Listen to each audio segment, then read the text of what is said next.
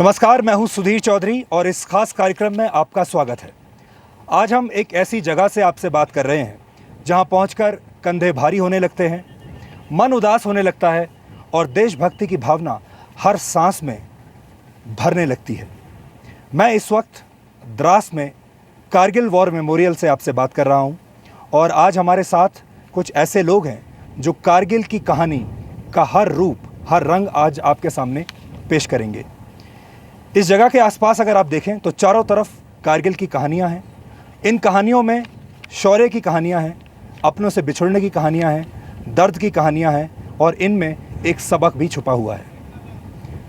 आपने देखा होगा, अक्सर टेलीविज़न स्टूडियोज़ में हम बड़ी बड़ी बातें करते हैं, देशभक्ति की बातें करते हैं। हम बताते हैं कि सेना को क्या क्या करना चाहिए, हम ये भी बताते हैं कि युद्ध कैसे जीते जाते हैं। लेकिन जब हम टीवी स्टूडियो से बाहर निकलते हैं और हकीकत की इस पथरीली ज़मीन पर आते हैं तो तस्वीर एकदम बदल जाती है। और आज वही हकीकत की तस्वीर आप तक पहुंचाने के लिए हम यहां पर आए हैं। कारगिल की कहानी आज हम आपको सुनाएंगे, हकीकत क्या है ये भी हम आपको बताएंगे, कारगिल से हमने क्या सीखा ये भी हम आपको बताएंगे। और इस पूरी तस्वीर में आपको भारतीय सेना के कमांडर्स दिखेंगे जिनके हाथ में हमारे बॉर्डर्स हैं। आपको वो जवान दिखेंगे जिन्होंने कारगिल का युद्ध देखा है और लड़ा है। आपको वो माँ बाप और परिवार दिखेंगे जिन्होंने अपने बच्चों को खोया है इस लड़ाई में, ताकि तिरंगे की शान में कोई कमी ना आए। तो अपना ये सफ़र शुरू करते हैं और कारगिल की यादें भी आज हम ताज़ा करेंगे।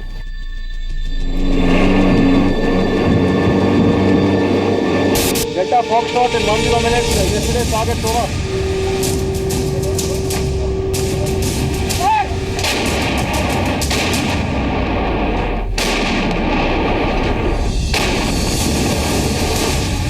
1999 मई जून का महीना। एलओसी पर कारगिल की सुनसान पहाड़ियां बोफोर्स तोप से निकले गोलों से गूंज रही थी। सामने चोटी पर दुश्मन हमारे इलाके पर कब्जा करके बैठा था और चुनौती ये थी कि सिर पर बैठे दुश्मन को खदेड़ा कैसे जाए। कारगिल के इन पहाड़ियों की पोस्ट दोनों सेनाएं सर्दियों में खाली कर देती थी और गर्मियों में फिर तैनात हो जाया करती थी। लेकिन 1999 की गर्मियों से पहले ही पाकिस्तान सेना एलओसी के पार कारगिल की पहाड़ियों पर घुसकर बैठ गई। पाकिस्तान का प्लान यह था कि आतंकवादियों की आड़ लेकर पाकिस्तानी सेना को एलओसी के पार भेजो और भारत की अहम चौकियों पर कब्जा करो। कारगिल की इस पोस्ट पर कई दिनों से दिन रात बमबारी चल रही है और उसका सबसे बड़ा कारण यह है कि पाकिस्तानी सेना घुसपैठियों को न केवल रसद और हथियार मुहैया करा रही है बल्कि उन्हें आर्टिलरी कवर भी दे रही है, जिसकी वजह से भारतीय सेना को एक एक बंकर और एक एक चोटी पर कब्जा करने के लिए घमासान युद्ध करना पड़ रहा है।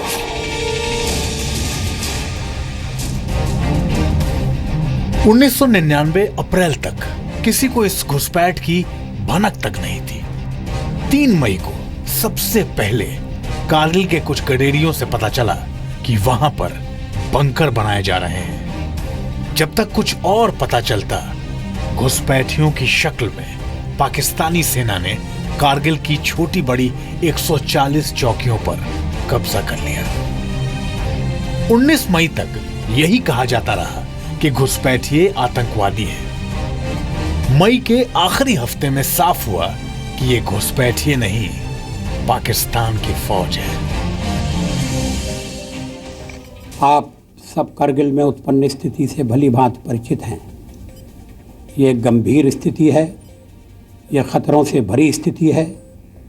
ये एक ऐसी स्थिति है जो मात्र एक ही कारण से उत्पन्न हुई है, पाकिस्तान द्वारा नियंत्रण रेखा का उल्लंघन किया गया है। यह साफ हो चुका था कि पाकिस्तान फौज कारगिल की पहाड़ियों पर परमानेंट कब्जे के इरादे से घुसी थी। दुश्मन पूरी तैयारी करके ऊंचाई पर बैठ चुके थे और उनकी नजर श्रीनगर लेह हाईवे पर कब्जा करने की थी। भारतीय सेना की इन्फेंट्री ने बोफोर्स सेना के साथ मोर्चा संभाल लिया। टाइगर हिल से सीधा नेशनल हाईवे 1 अल्फा दिखाई देता है और उस वक्त ये कहा जा रहा था कि जब तक टाइगर हिल पर कब्जा नहीं होगा तब तक भारतीय सेना आगे नहीं बढ़ पाएगी। और इसीलिए कहा जाता है कि टाइगर हिल को लेकर जो युद्ध हुआ वो काफ़ी दिनों तक चला था, और जिस दिन भारतीय सेना ने टाइगर हिल को कैप्चर कर लिया था वही एक बड़ा टर्निंग पॉइंट माना गया था। कारगिल के दुश्मन को खदेड़ने के लिए 26 मई को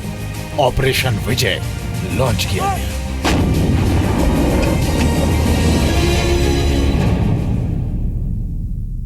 ये वो जगह है जहां दोनों पक्षों के बीच लगातार बिना रुके कई दिनों से गोलाबारी हो रही है, और गोलीबारी के धमाके यहां एक आम सी बात हो गई है।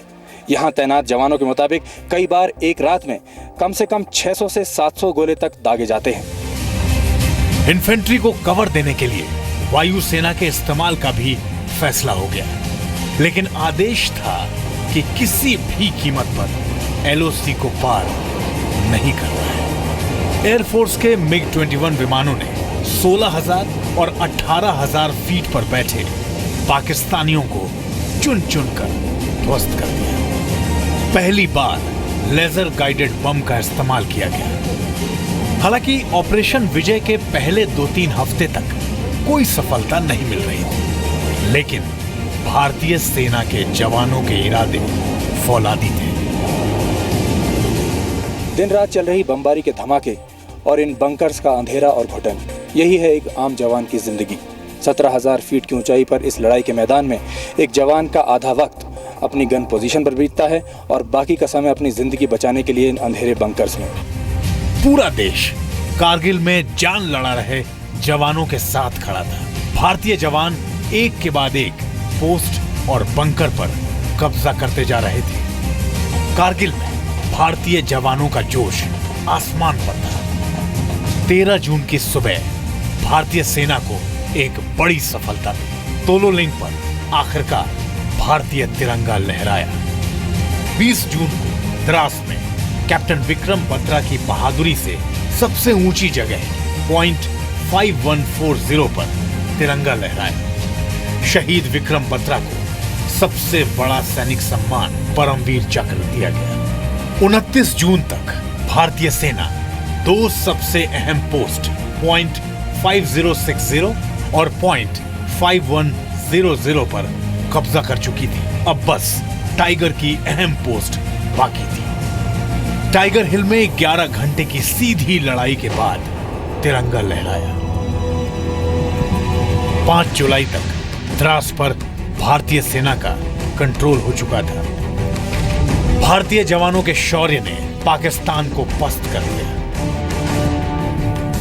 पाकिस्तान पहले तो अपने फौजियों की लाशें कबूल नहीं कर रहा था, लेकिन पाकिस्तानी फौजियों की वर्दियां और आई कार्ड सच बोल रहे थे। झूठ बोलने वाले पाकिस्तान ने आखिरकार फौज को बिना शर्त कारगिल से वापस बुलाने का फैसला कर लिया। इसके बाद भारतीय सेना ने बटाली की अहम चौकियों पर फिर से कब्जा कर लिया।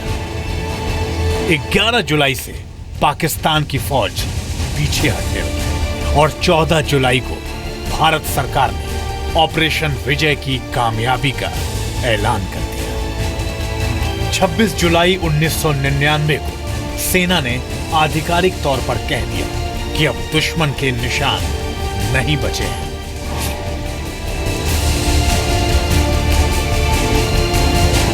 करीब 60 दिन तक चला ऑपरेशन विजय भारतीय सेना की सबसे कठिन लड़ाई थी। भारतीय सेना के 527 जवान शहीद हुए और 1363 जवान घायल हुए। 2 लड़ाकू विमान क्रैश हुए। ये वो जवान थे जिन्होंने शहादत देकर देश की सीमा और सम्मान की रक्षा की। इन असली हीरोज को देश कभी नहीं भूलेगा।